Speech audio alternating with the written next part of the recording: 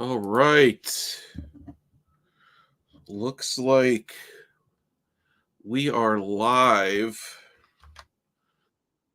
with 0 viewers right now.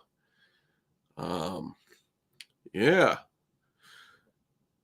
impromptu mid-afternoon live stream for the hell of it because I'm sick. It's day 2 of being sick. I feel like crap. So I figured, you know what, I need to complain, but what will be the medium uh, that I complain on? I figured, well, a live stream would be a good avenue uh, for complaining. Um, yeah, I feel like crap. Oh my god, whatever it is that's going around right now. Ooh, no fun, no fun at all. Um, and today was also a mail day, so I got a package in the mail of some CDs and some records from Hell's Headbangers distro. Got some good metal, some stuff that was kind of an impulse purchase. I'm eager to check out to see what those are like. What else? Yeah, last night I did a complaining stream. Uh, to talk about the a couple recent pickups that I got. One of those being the Black Sabbath Technical Ecstasy Super Deluxe box set. Um, a controversial album. Um, Many rank it of the original Ozzy era albums, the first 8. Most people seem to rank that at the very bottom of the list. But I've also found over the years that most people have never even really listened to it.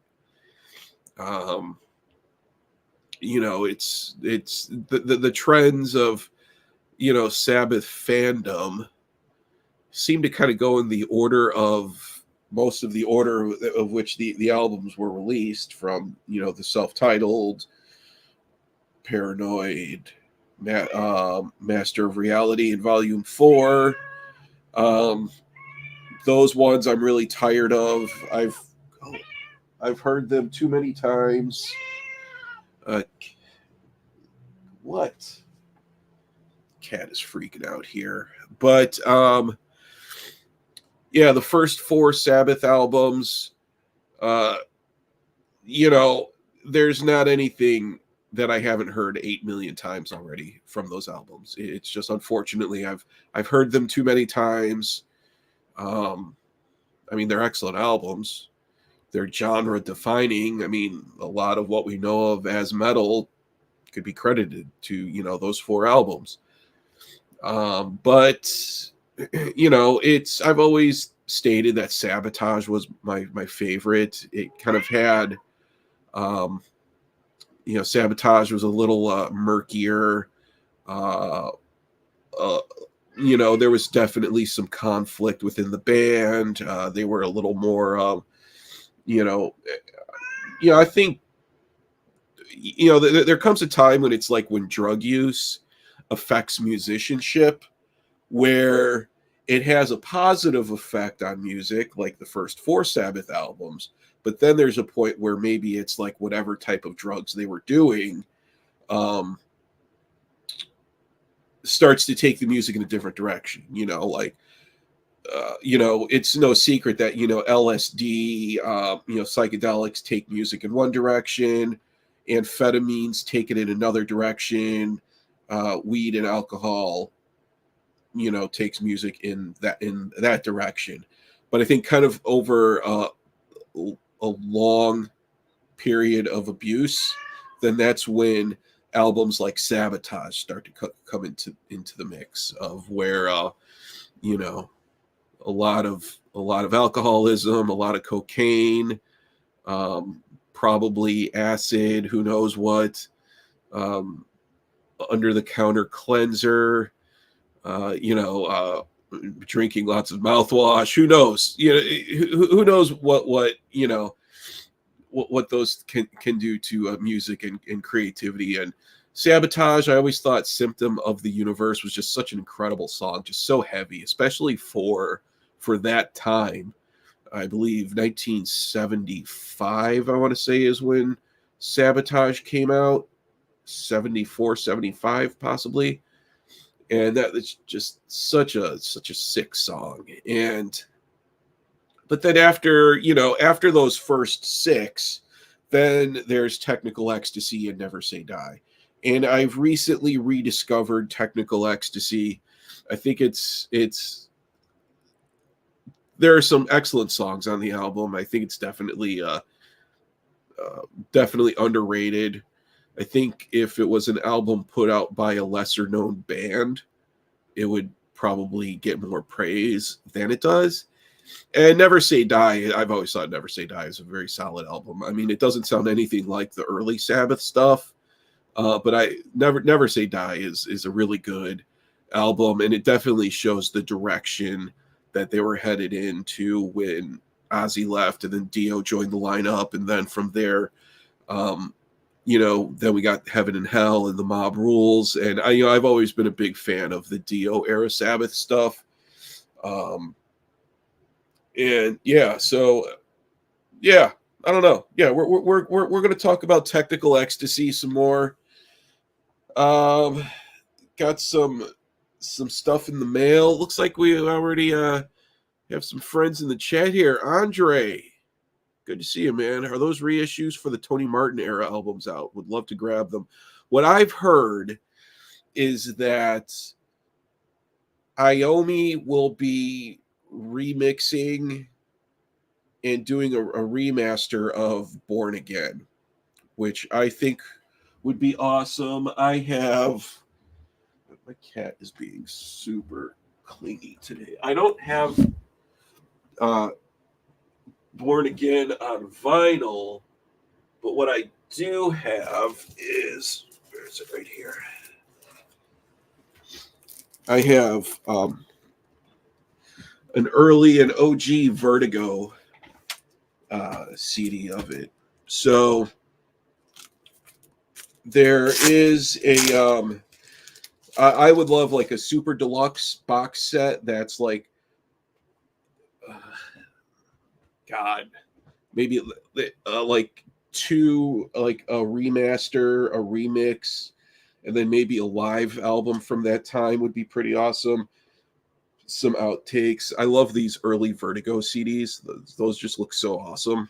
Like the face of that and the booklet is all really cool. And oh no, wait, I'm sorry. This was Ian Gillian, Born Again. Tony Martin stuff. Ooh, okay, yeah, Tony Martin. Yeah, those ones. Who knows? I mean, the super deluxe ones, outside of, well, no, they did just release that live one, Live Evil, which is Dio era, but it's a live show with a lot of the Ozzy era stuff. I think the tour is from the first tour that they did with Dio. So a lot of the songs are still from, the Ozzy era, but it's all live. I have Live Evil on CD. I've never been a huge fan of live albums. And when I saw that came out as a super deluxe, I'm like, well, you know what? If I can find it somewhere in a used bin, I'll buy it, either on CD or vinyl. I've heard that the remix sounds pretty good, but it would probably be something that I only listen to once. Still would be cool to have. But no, I did hear that supposedly there will be a super deluxe of Born Again. So I would absolutely love to get a super deluxe of this. I've heard supposedly Iommi found, the master tape for that. I think the 2-inch 24-track master. So yeah, that would be really awesome to hear. Yeah, anyways, I feel like, oh yeah, Andre, by the way, I've seen you in a chat for a long time. Your avatar, That reminds me of an album from a band called Gore, um, with the sword with the heart impaled. I'm wondering if that's where you got that from, because I remember seeing that. I want to say it was on one of like a reissue that of one of their albums that came out that was used on the cover. Yeah, being sick. Oh, it sucks. It's no fun at all. I haven't been sleeping well. I've really acquired a taste for NyQuil, though. I've discovered that NyQuil, um, it's not that bad, you know. I wonder if you could go to like a cocktail bar somewhere and get like a NyQuil mixer or something, vodka and NyQuil with like a splash of amaretto or something in it. I think that would be kind of good. Um, yeah, it would be. I think NyQuil, it's kind of tasty after a while. Yeah, it's early Sudoku metal. Yeah, yeah, yeah. All right, yeah. Good to see you in the chat there, Andre. Thank you for tuning in and hearing me rant and complain. Um, what else has been going on? Got some mail day. I got some CDs in the mail and got some LPs in the mail. It's pretty brutal stuff. Pretty nasty. I've been in the process of looking for a new apartment because I've outgrown the place that I'm living in now. I've only been here not even 2 years, but I knew that this was only temporary because I relocated and moved to a different, moved halfway across the country. So I knew that the first place that I got wasn't going to be somewhere that, I'd just stay there for a while because I found it online. And when I got here, I'm just like, ooh, wow, this is, yeah, not as big as it looks in the pictures. So, and especially when you have, the physical media collection that many of us have. Sometimes we plan our living arrangements around where is the physical media going to live in our place, and I managed to make it work. But I'm looking for a new place. My lease is up soon, so I'm looking at like a loft. I think would be like a good spot somewhere with high ceilings where I can play my music loud and where it's brick, concrete. I don't need to hear people upstairs stomping around. I lived an apartment that I lived in North Carolina right before I moved to Chicago. The walls and the floor were paper thin.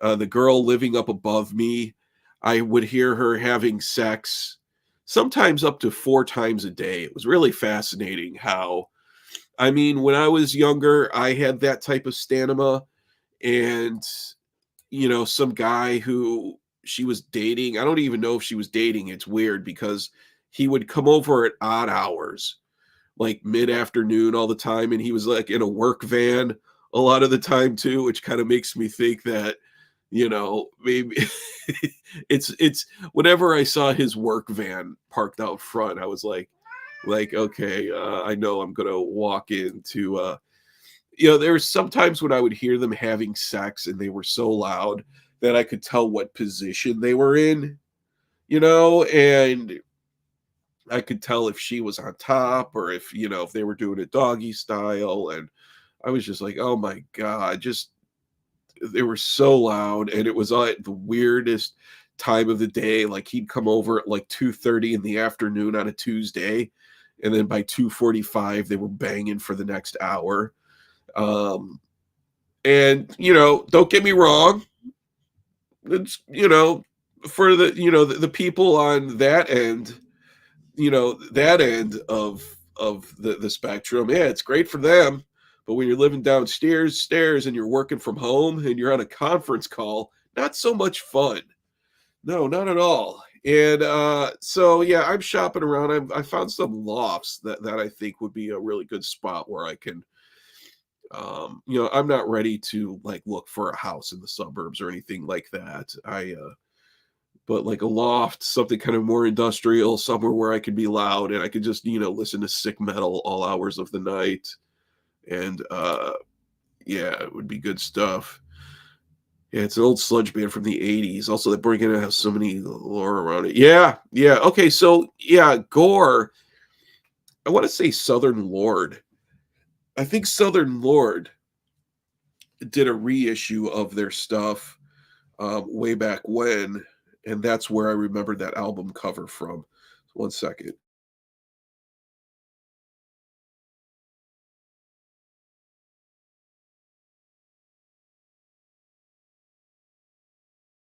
All right, yeah. Um, yeah, I'm pretty sure it was Southern Lord that reissued their stuff. Hey, Wilson, good. Thank you for tuning in.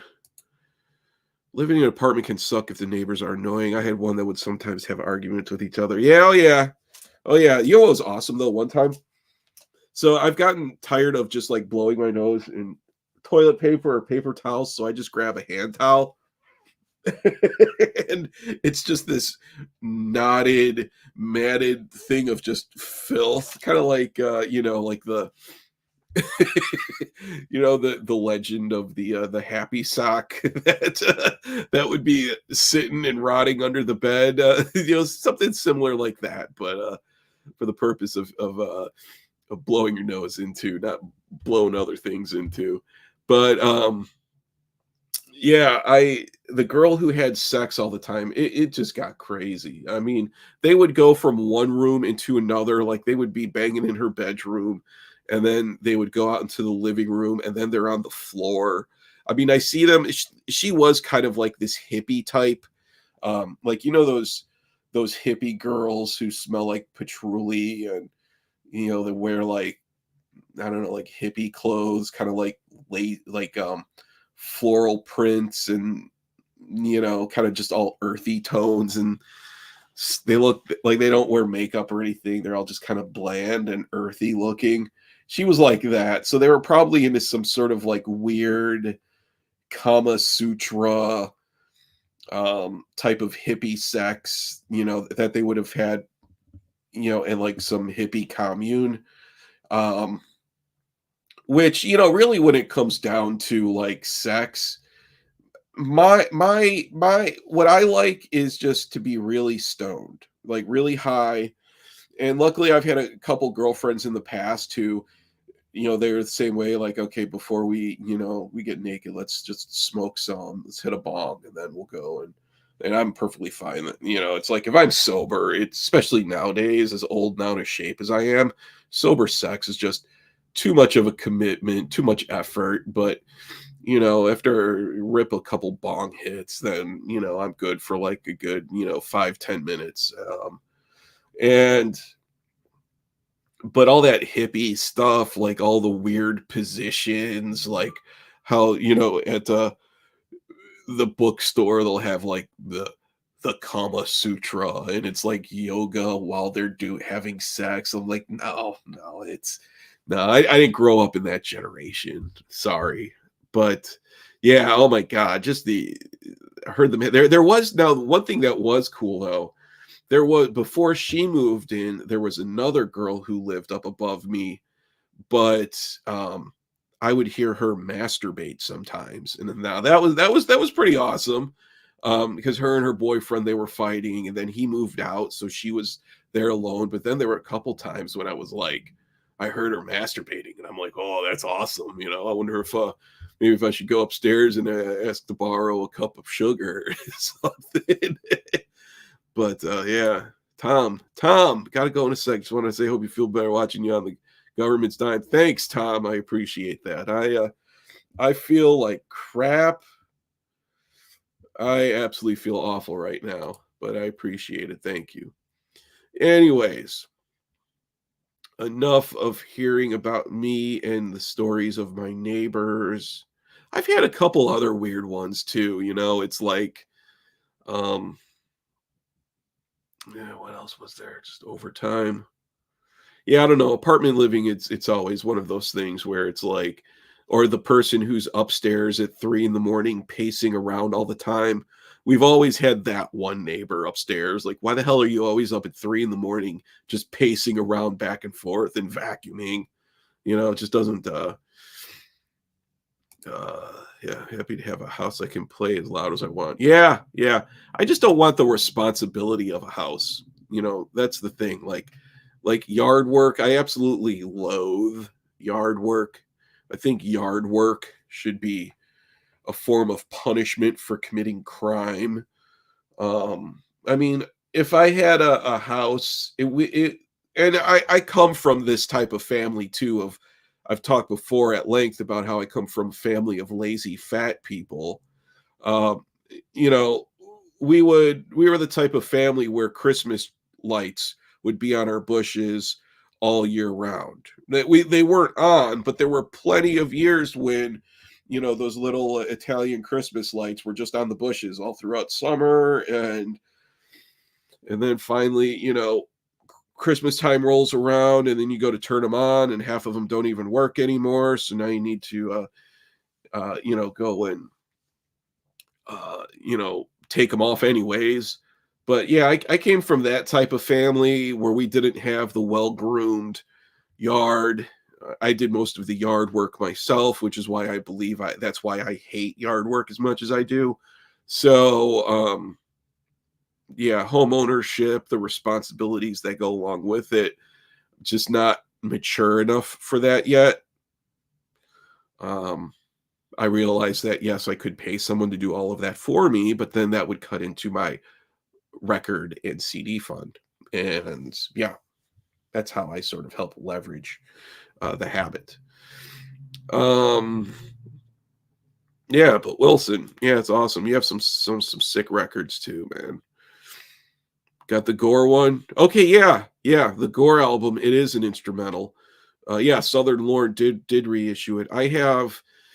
I want to say maybe that was like around 2007, 8ish, maybe when they put that out because I have um some of the promo flyers that when you order something, then they throw some swag in, and I have like a promo flyer of that Gore um release, and yeah, I'm pretty sure it was from Southern Lord that I got it, and around that time I probably did like a good amount of mail order from Southern Lord.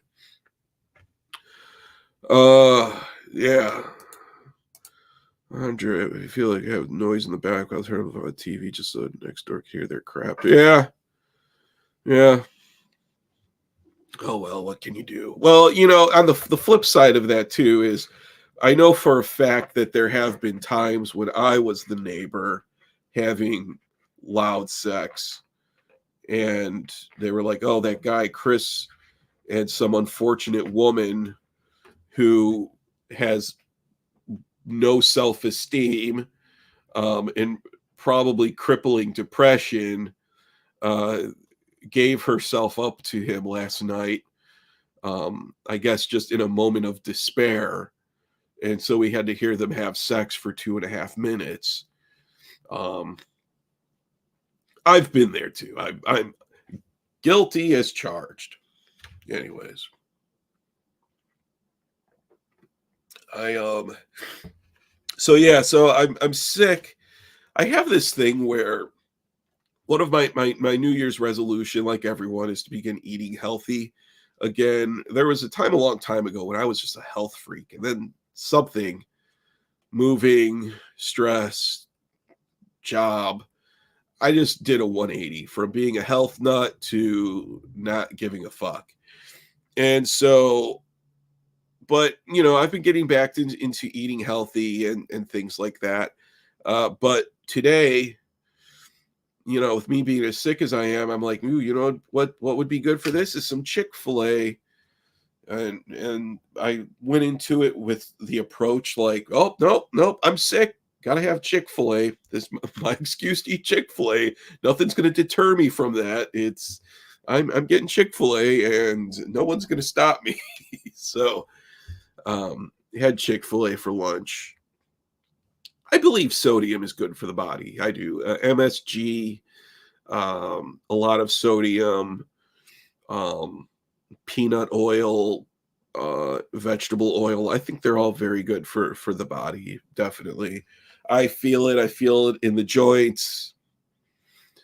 Yeah, I believe it's good stuff. Salt, especially. Salt is excellent for your health, especially if you're going out jogging.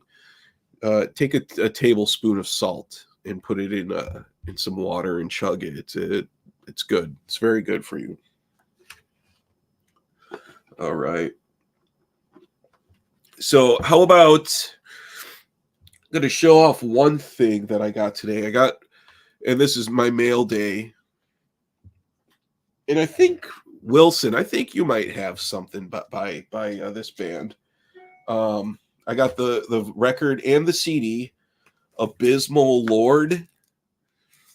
Um, Bestiary of Immortal Hunger. Um, Abysmal Lord. I've never really listened to them before, but I started listening to them fairly recently, and it's raw, um, blackened. It's not blistering fast like war metal is, but it's really barbaric drumming, and the drummer, um actually I think the drummer was a dude played in a lot of like historic South American black metal bands like Sarcophagus and a few other ones. But yeah, I really like what I've heard after a while. I mean, the vocals are just tortured, um really primitive guitar work, but the drumming is just really punishing. And um it's not like, it's drumming that is kind of along the lines of just like, nah, we don't need to tune the drum head, it's good enough, like something like that. Now this is their third album, and I think this just came out recently. Wilson, don't you have one of their albums? I thought one time in one of your videos I saw you playing Abysmal Lord on your turntable. Okay, yeah, maybe it was a Proclamation. Yeah, Proclamation. Um, Similar type of sound of like the Blasphemy, Proclamation. Like bands that are in that vein of that just raw South American satanic black metal.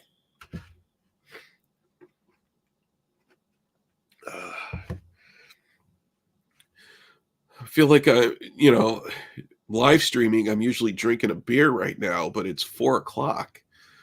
Well, it is 4 o'clock on a Friday. Maybe I could, but what else do we have here? Some other South American black and death metal, Grave Desecrator.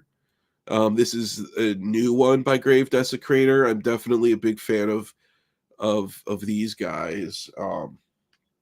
Really, I'm telling you, in South Americans, they take their metal very seriously in South America.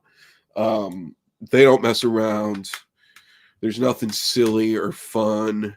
Like it's just punishing evil, satanic, uh, evil, blackened war metal, whatever. It's whenever I would go to like a metal festival like Maryland Death Fest, and you know, say if it's like 95 degrees outside and you see someone walking around with like a bullet belt and uh just like this whole like arsenal with big combat boots, and they're wearing that for like 4 days and standing for 12 hours a day.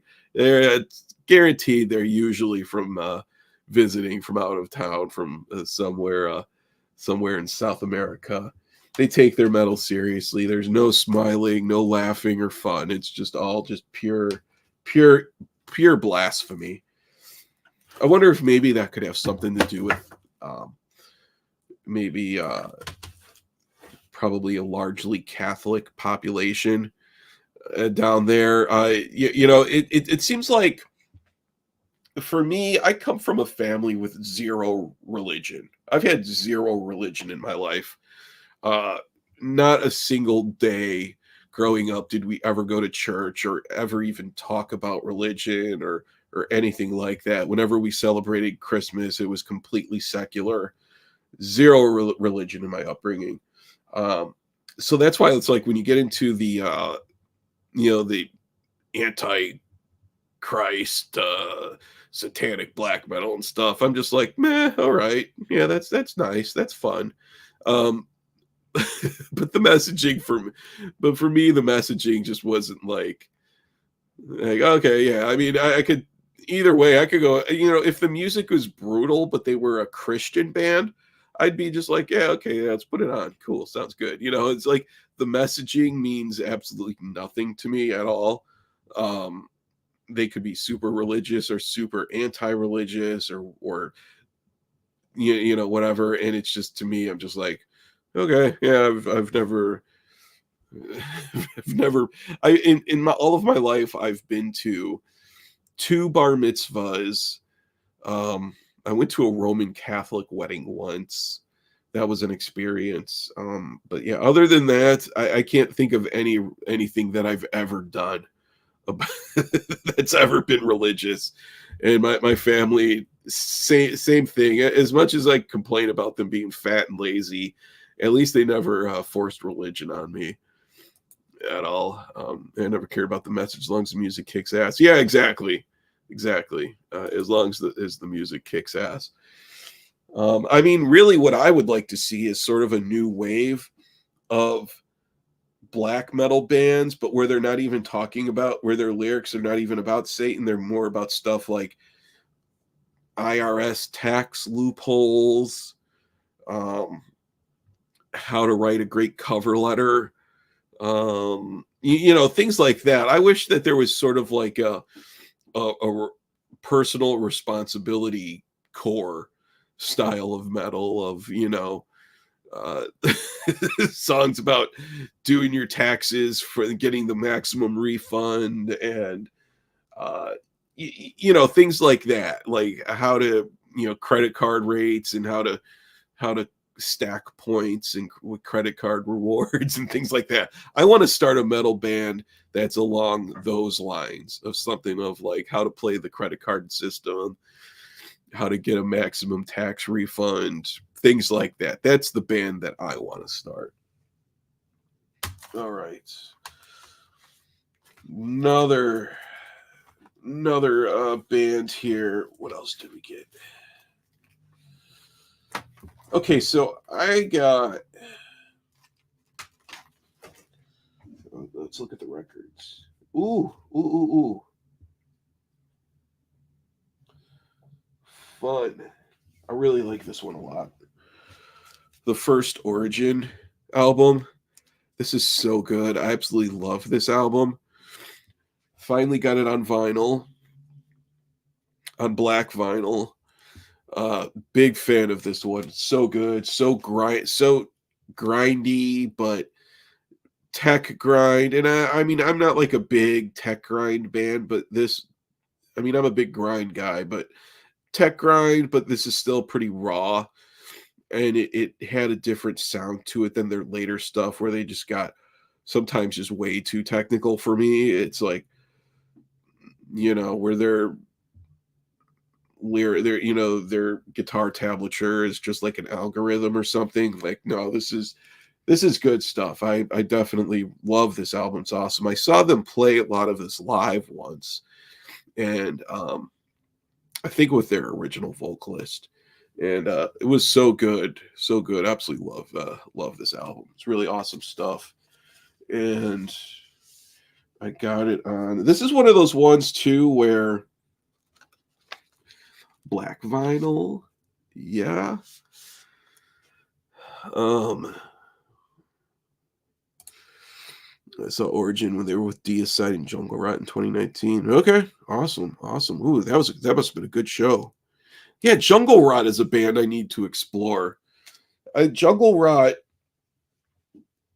I've saw them. I've never owned anything by them, but one thing that kind of was weird about them is they seemed like they were like a death metal band, but they were on a hardcore label because I think it wasn't a lot of their stuff on Victory or something. Like, I don't know if they were kind of maybe a crossover. I mean, I've heard Jungle Rot. Pretty sure that I've seen them at some point, but I've never owned anything by them. Um,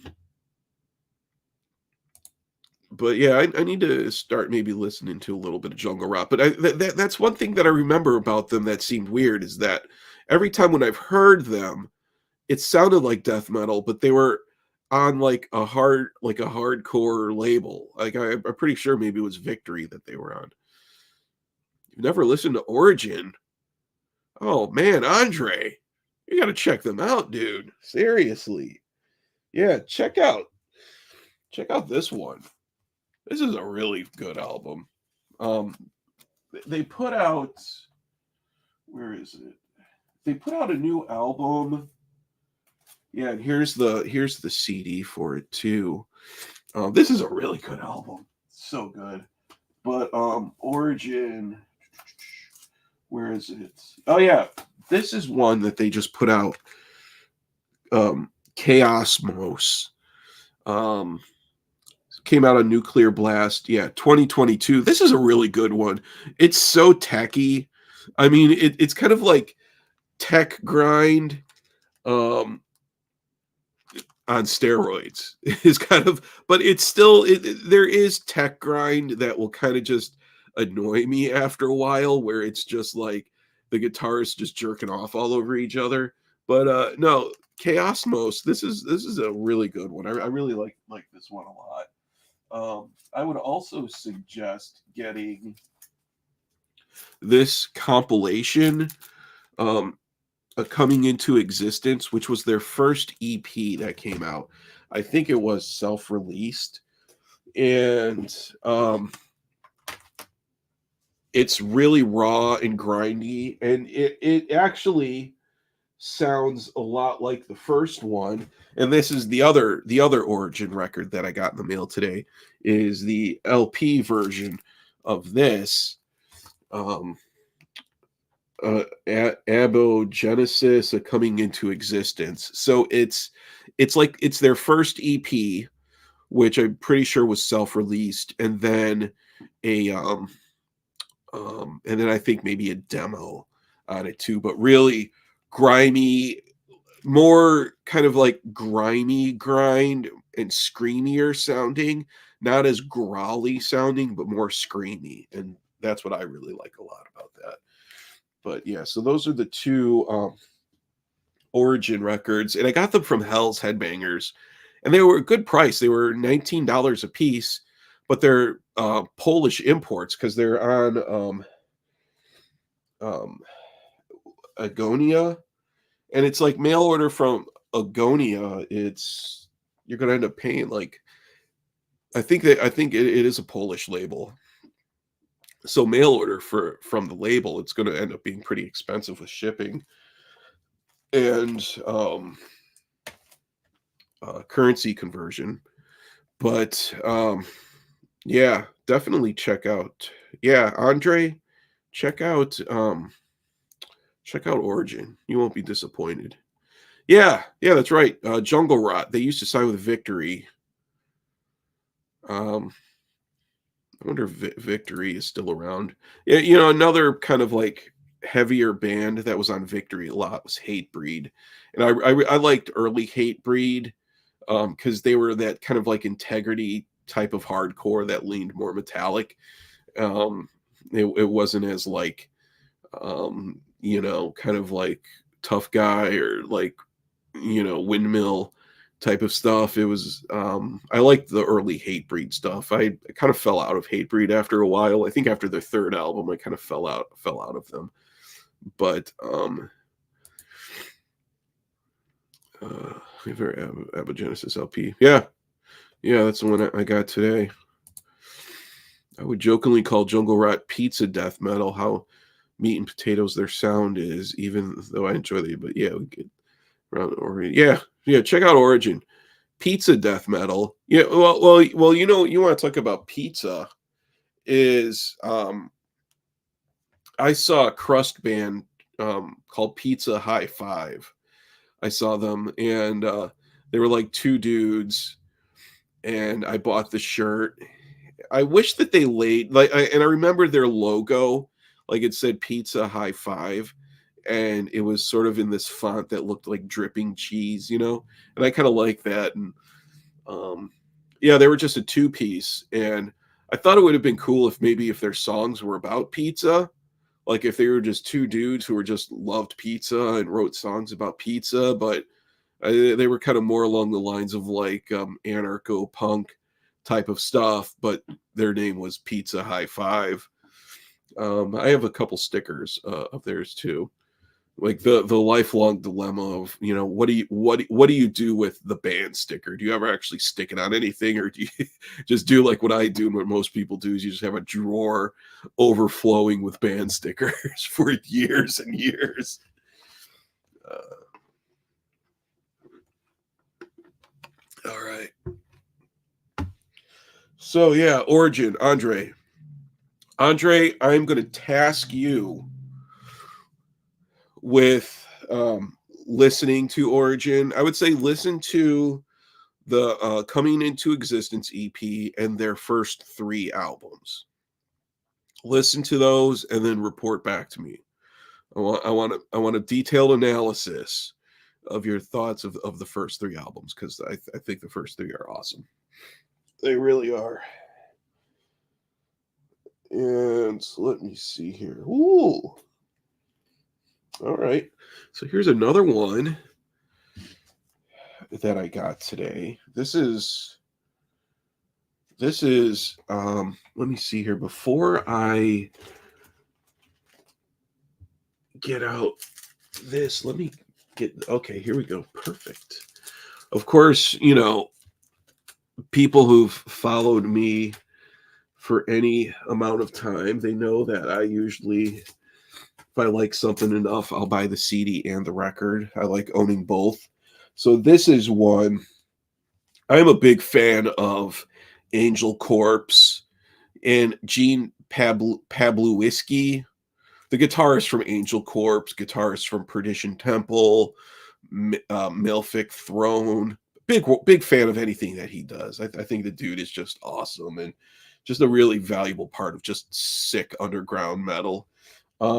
So I discovered this EP a few weeks ago, and it's a Gene side project called Demonize. Oh wait, Demonizer, and the EP is called Abyss Vanguard. And so I got this is a kind of a fancy digipack I got of the demonized album Abyss Vanguard, and then I got this in the mail today, the vinyl version. Really happy to have this. It's totally in the vein of Angel Corpse. Um, especially like the first three Angel Corpse albums, awesome. Um, the Perdition Temple stuff I really like a lot. So this is this will sit nicely on the shelves beside all the Angel Corpse and Perdition Temple and um, Malefic Throne. Um, so far, all they have out is a 4-song EP, and what that is that Malefic Throne. It's Gene Palubicki. The vocalist is Steve Tucker, and then the drummer is the drummer from Origin.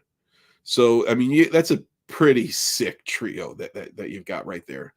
Hell's Headbangers put out that first EP, but then when I had J Dog on my stream earlier in the summer, we were talking about it. He said that they got signed to, I think, Agonia, and so their first full length is going to come out on Agonia records. So I'm psyched to psyched for that to come out because I think that's going to be really awesome.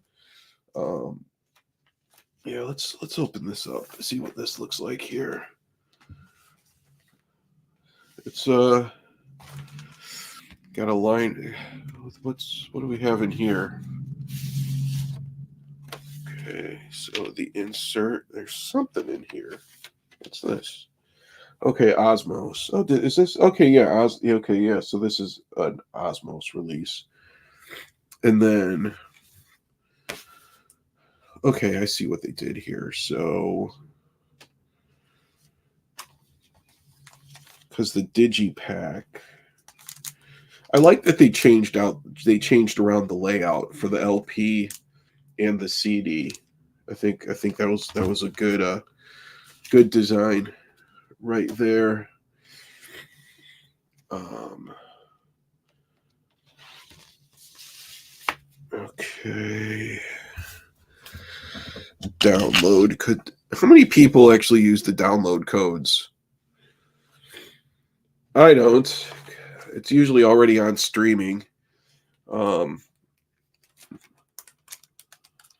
Although I guess the download code, because I do like to download the like AIFF files of stuff that I buy on Bandcamp, but I've never really been one to like use a download code.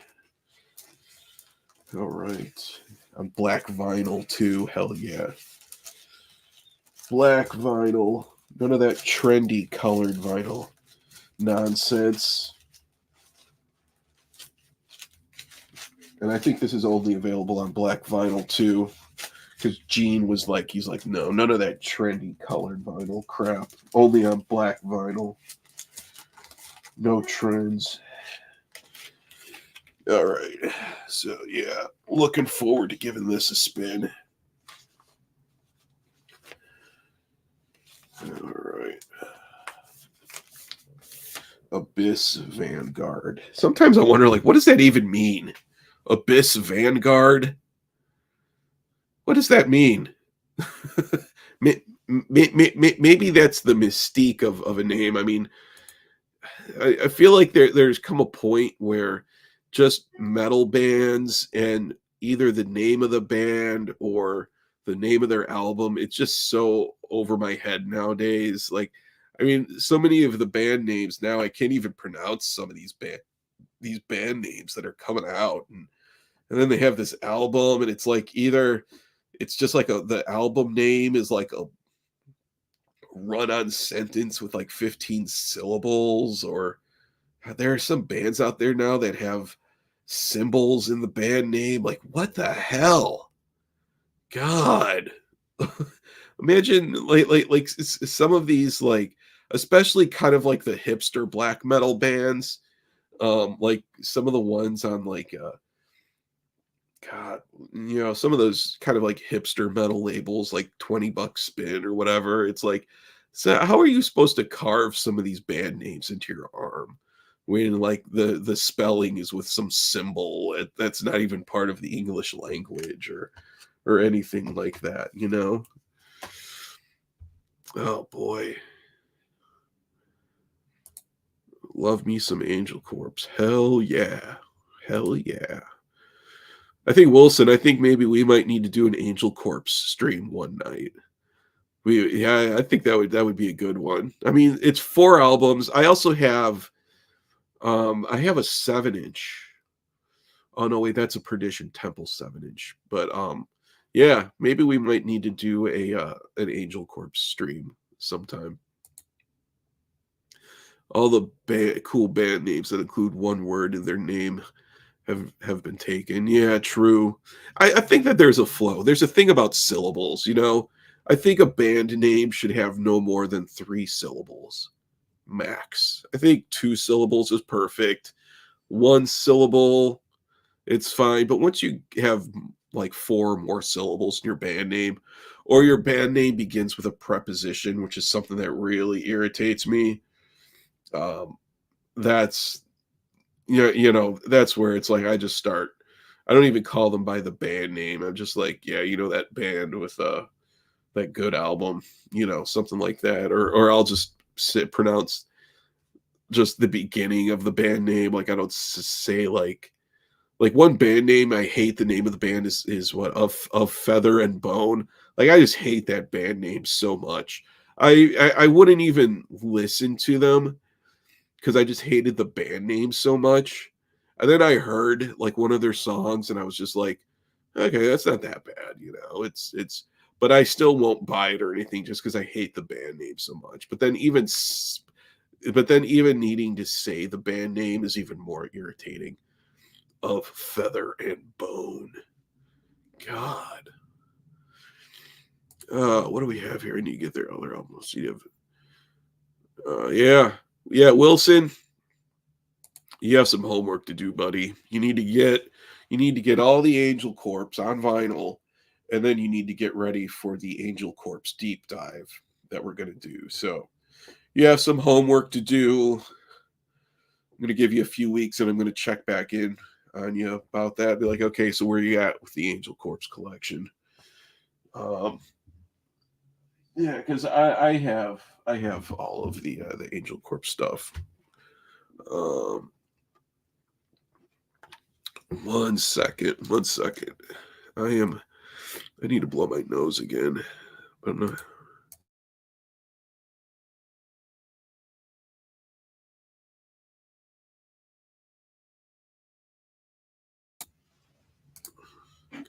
All right, I'm back. Oh my god, my sinuses are killing me. This is disgusting. I have this huge towel here that I'm blowing my nose into. Anyway, anyone who's just tuning in, this is my day 2 of being sick and chronic complaining stream.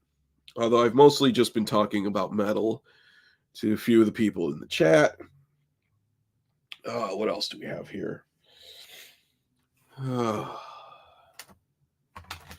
Here's a band that I listened to one of their albums a while ago. Never really paid much attention to it, but then I went back and kind of rediscovered it, and I noticed that it was a pretty sick lineup, including John McEntee from Incantation. And that is Tribe of Pazuzu. Um, so I picked up, yeah, Tribe of Pazuzu, and they have 3 albums out. So I got this is the one that I listened to a long time ago. Um, Heretic Uprising or something. Tribe of Pazuzu, and then King of All Demons by Tribe of Pazuzu, and then what's this one? Blasphemous Prophecies by Tribe of Pazuzu. You know what? If memory serves me right, I think it's John McEntee from Incantation. I think it's Pete Hellkemp from Angel Corpse. Um, oh no, it's okay. Yeah, Flo Mornier from Cryptopsy playing drums. Um, I think this is the Luke LeMay did guest vocals on here. Um, so it's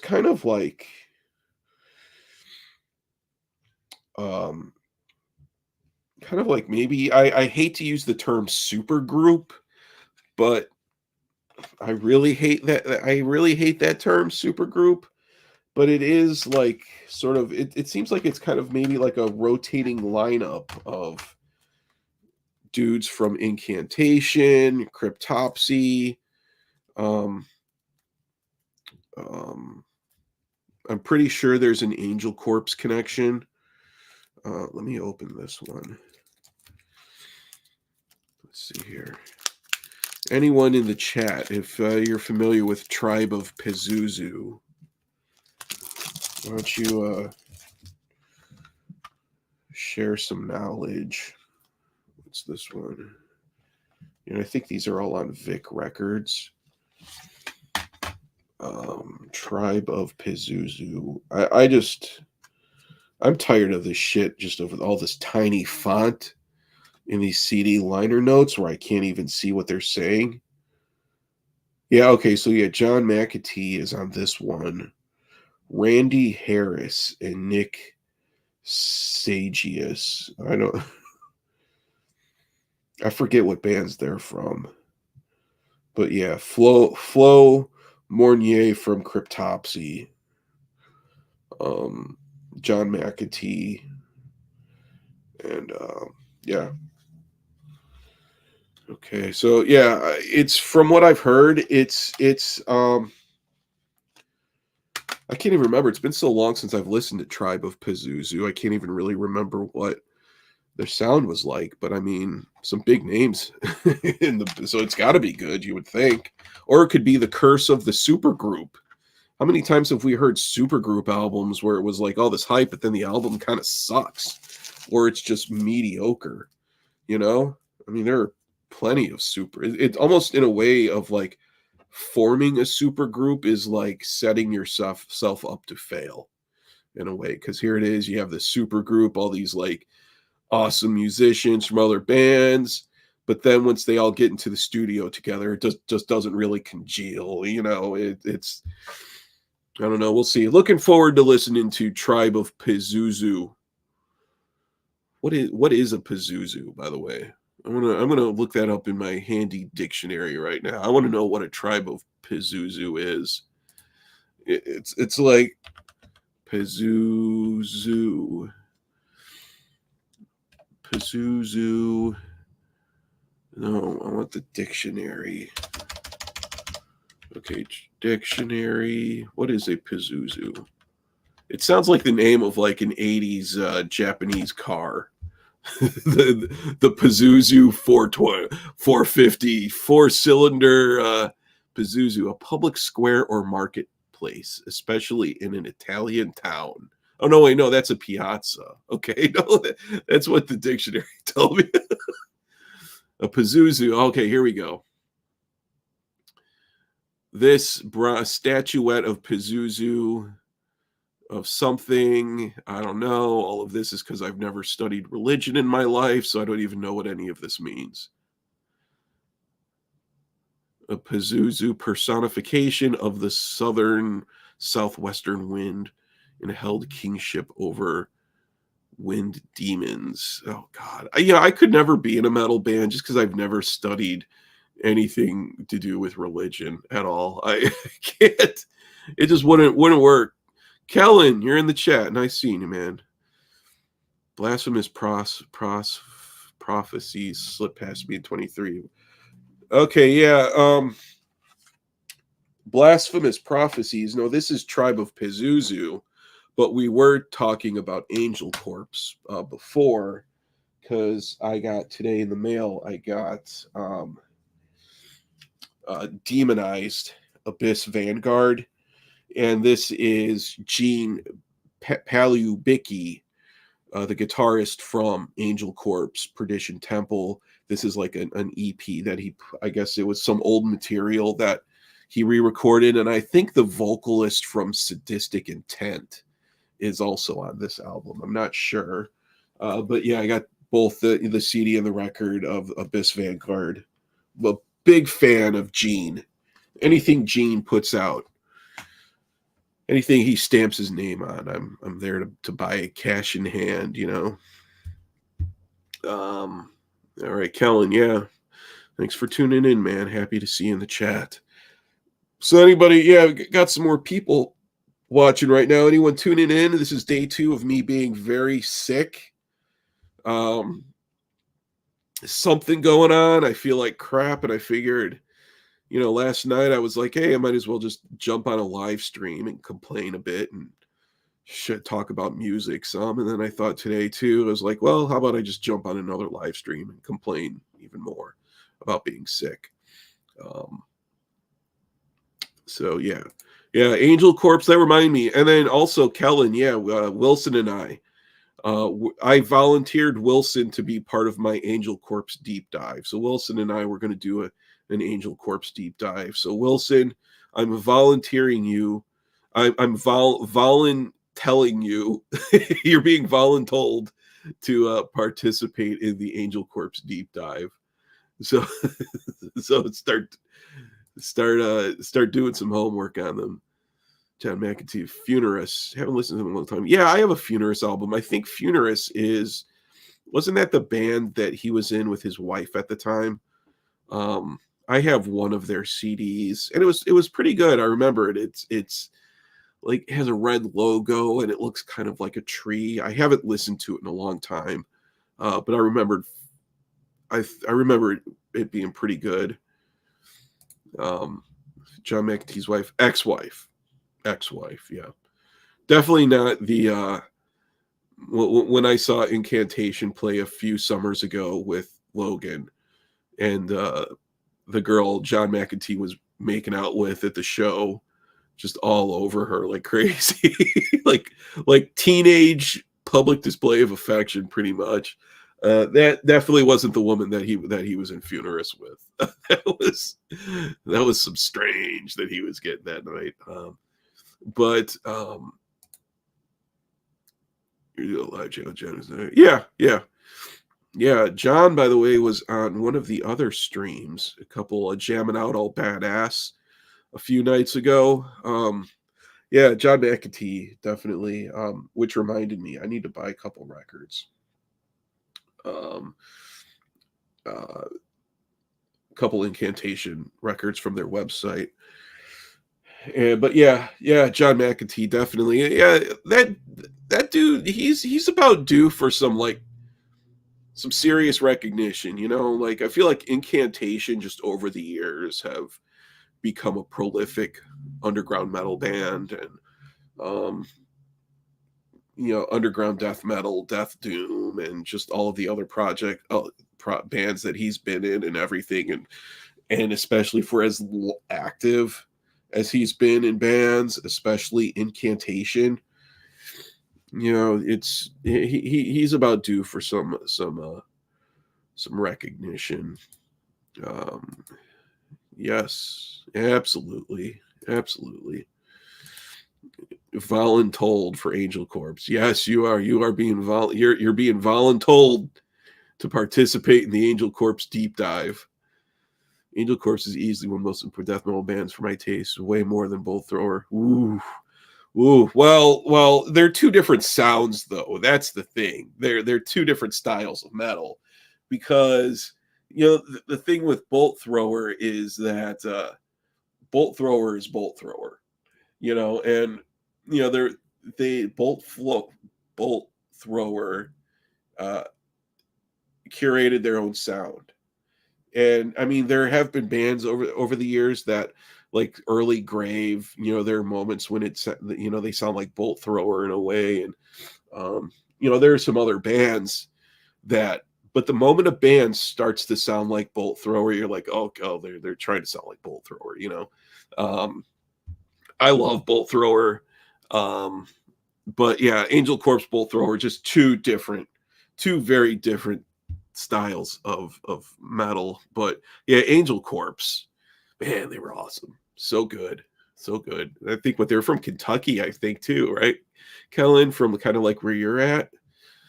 Well, I know Gene is, I think, from Minnesota, but then moved to Kentucky. So they weren't like a Tampa band or anything like that. They were from Kentucky, Kansas. Okay. Yeah.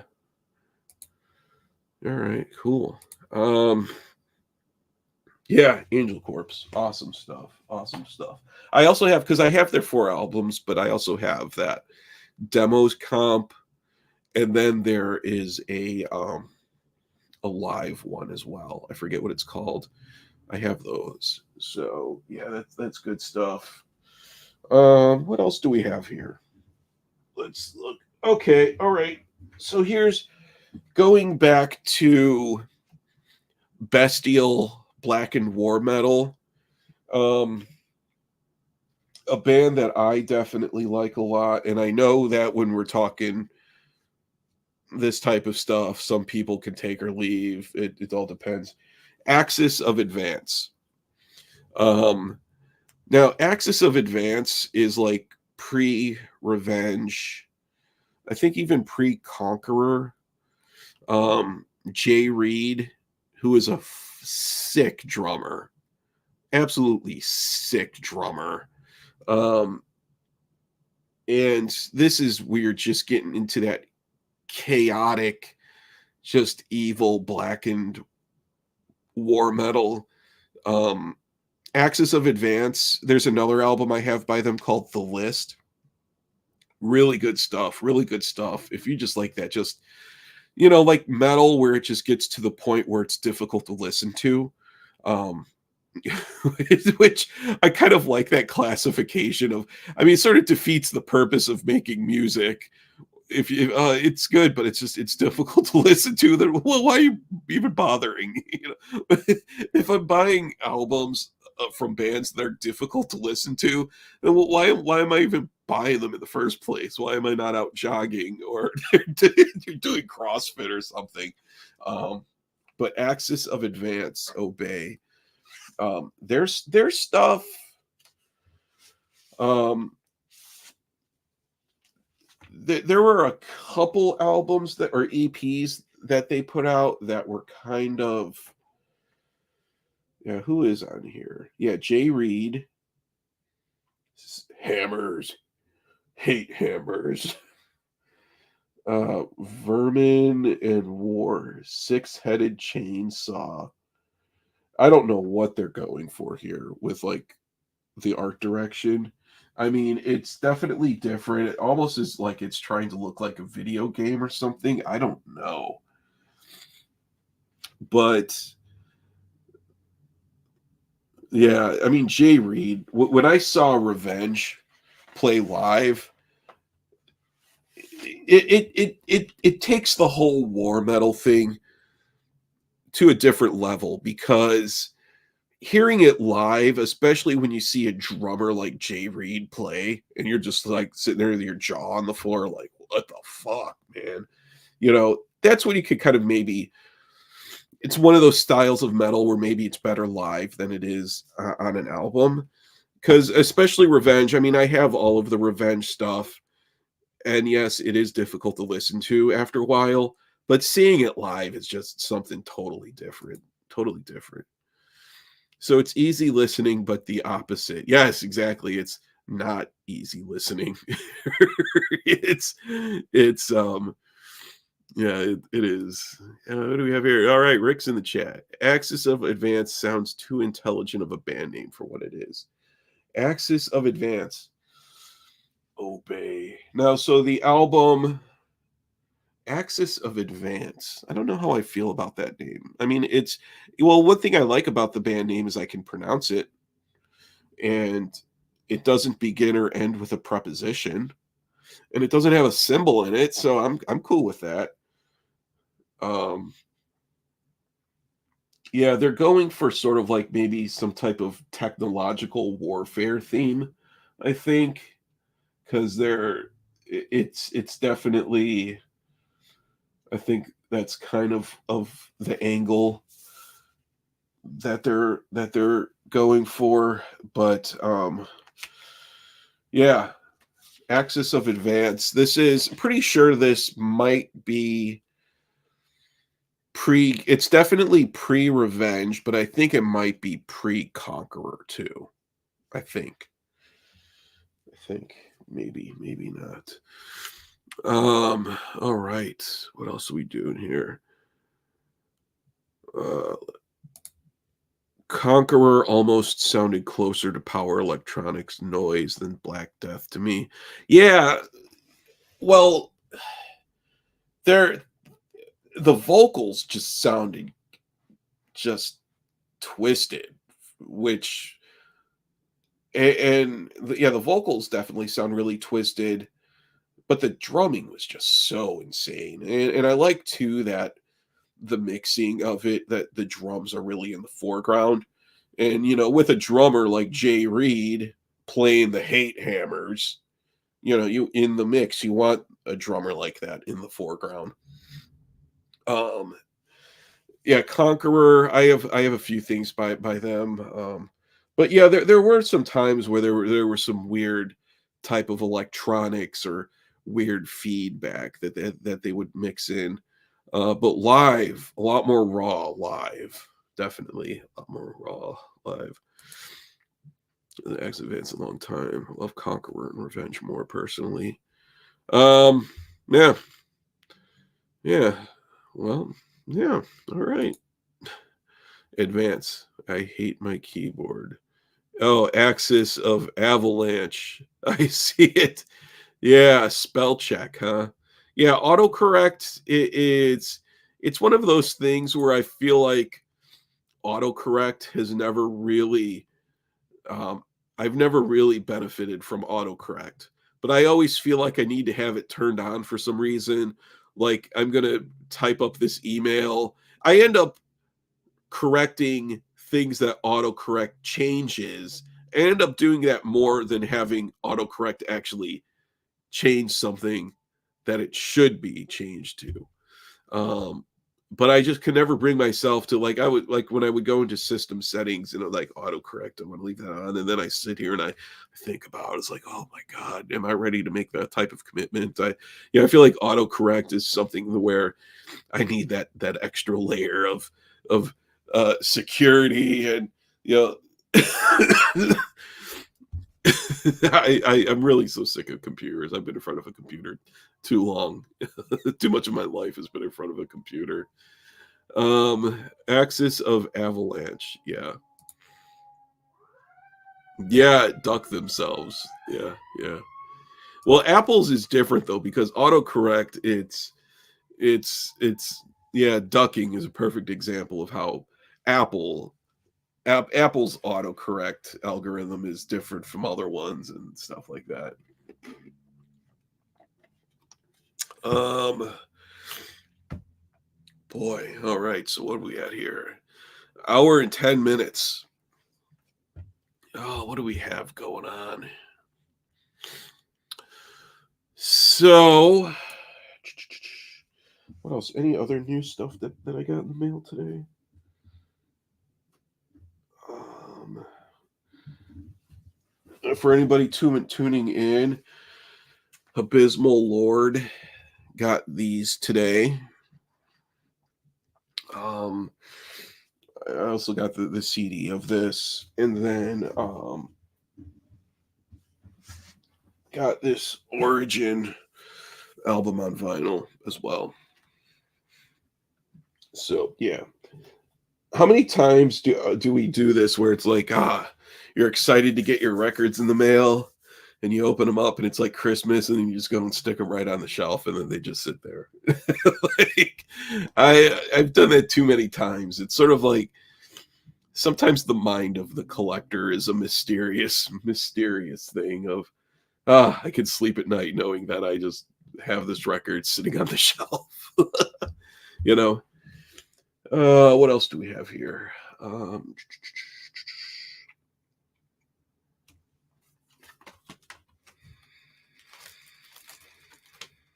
oh, okay, yeah. There's this other one that I got. This was sort of a blind buy, and I didn't know what I was getting. There were some connections, like what was it? I'm Elation and Angel Corpse connection to this one, and this is a band called Feldgrau. Is anyone familiar with this one? The album is called Mechanized Misanthropy.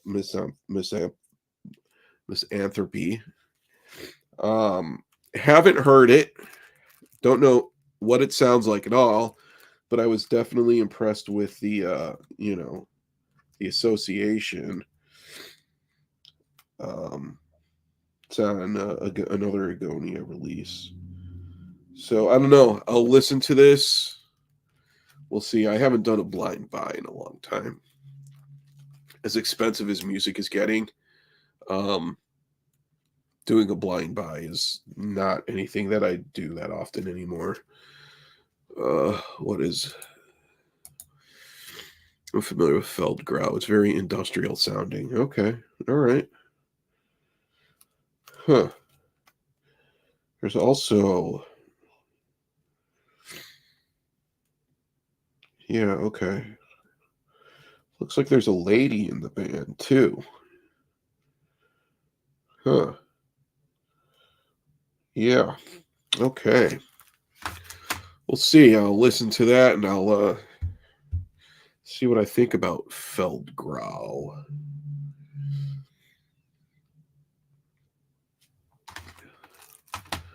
I feel like it's missing an umlaut or something up above the, the name, or, I feel like it needs an this is a legitimate opportunity for them to use an umlaut, and they just didn't think of it at the time. Any excuse to use an umlaut in your band name, you got to jump on that when you can, because that would be awesome. Blind buy only happen if I trust it's come from label. Typically, it doesn't disappoint. Yeah, yeah. Especially if you're doing a blind buy that's a record. If you're doing I mean, I've bought stuff before that, just because the album artwork looked cool, or I heard a good review about it or something, without knowing what it sounds like. If it's a CD, it's a lot easier for me to do a blind buy. But if it's a record, oof, I need to do a little bit of research on that first. What else do we have here? I've gotten a few other things. Let's see here. I got this one. This is a really cool one. Agathocles and a Unholy Grave split. So it's Agathocles covering Unholy Grave songs, and then Unholy Grave covering Agathocles songs. Bloodbath Records, one of my all-time favorite record labels. It never disappoints. I have a lot of stuff off of Bloodbath. I think it's a Japanese label, because I know that, like, a lot of Bloodbath, everything that I've gotten off of them, I think it's almost always an import. Um, but yeah, Bloodbath, like a lot of like mortalized, like the Japanese mortalized stuff. A lot of that's all on Bloodbath. A lot of that really chaotic Japanese grindcore is on Bloodbath Records. So I have a lot of that stuff. So when I see that it's on Bloodbath, I'm like, okay, it's gonna sound good. But Andre saying here, two bands with a massive, yeah, exactly. Yeah, I have some Agathocles stuff and some Unholy Grave. One of the dudes from Unholy Grave died. I think the vocalist died a few years ago.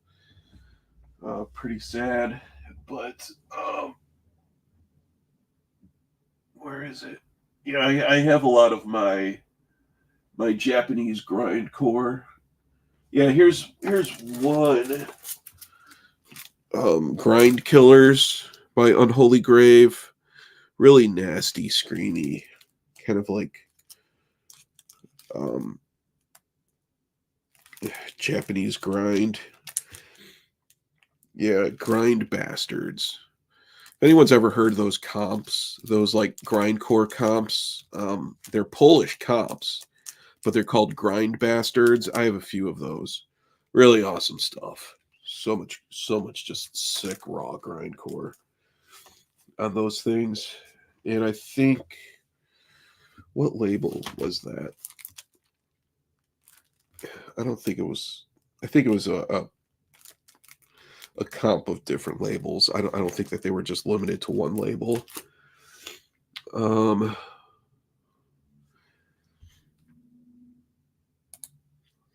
the guy who passed away from Unholy Grave was the drummer. That's right. Okay. All right. What do we have here? Um, I'm going to step away from for a minute so I can get some water. I'll be right back.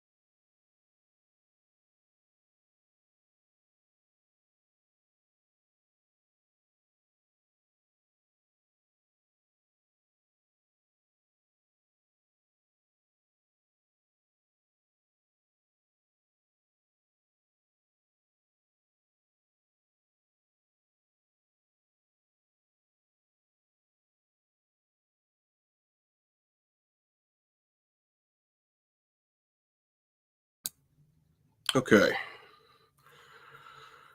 Got a LaCroix. Let's see here. I think 324 is my favorite grind band from Japan.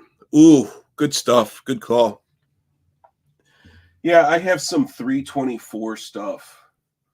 Japanese grindcore is God. My favorite Japanese grind band is probably Mortalized.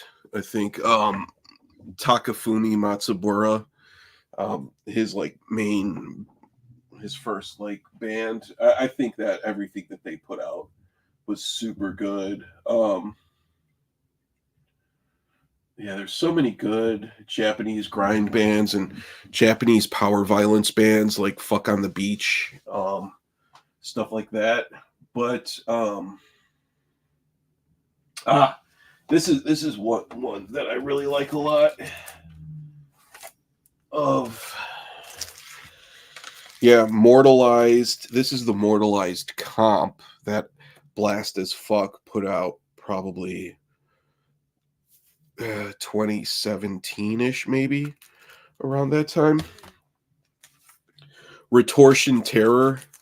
That's a really good one. They're still active. Um, yeah. Retortion Terror. There's actually this one's on Horror Pain Gore Death Records. Retortion Terror, really good, really screamy Japanese grind. Um, what else is there? Yeah, some more Mortalized.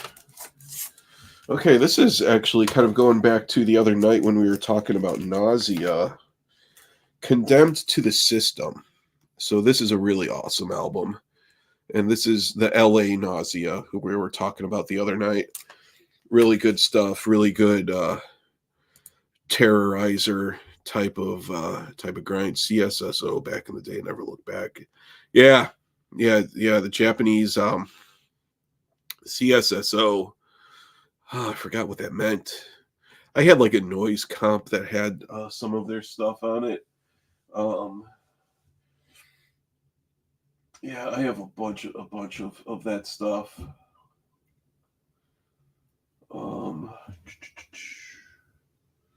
yeah, all right.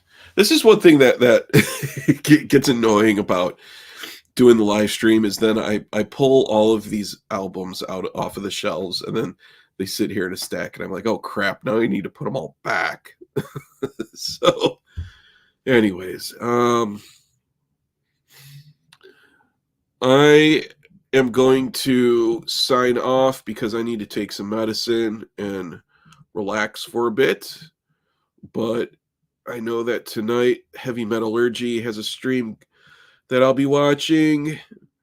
I'm sure I'll have some witty remarks in the chat as per usual. Yeah, anyways, everyone who tuned in, Wilson, Rick, everyone, Andre, thanks for tuning in, and I'll probably be back online again later. Bye.